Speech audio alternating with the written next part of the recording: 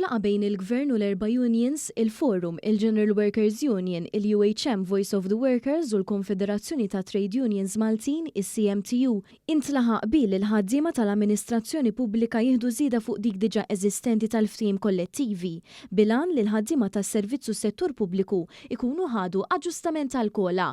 Dan minkejja li l-ftehim kollettivi diġà għandhom il-kola inkluża.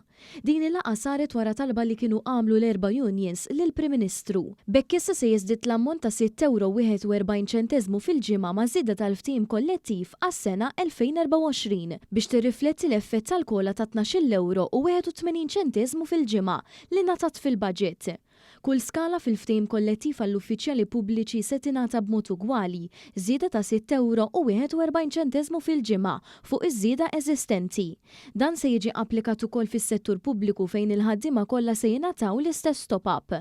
Fir-rigward ta' relattività għall-uffiċjali pubbliċi din se tkun diskussa fl-ewwel kwart tas-sena d-dieħla kif jibdew id-diskussjonijiet għal ftehim kollettiv li jagħlaq fl-aħħar tal-2024. Fir-rigward tas-settur pubbliku d-diskussjonijiet isiru meta l-ftehim ikun wasal għat-terminu li jiskadi biex ma jinħoloq l-ebda trattament inugwali bejn il-ħaddiema fl-amministrazzjoni pubblika. Il-unions se jkunu qed jaraw l-impatt ta' relattività fuq id-diversi ftehim kollettivi fis-settur pubbliku u se jindirizzaw kull tali impatt negattiv mal-amministrazzjoni pubblika.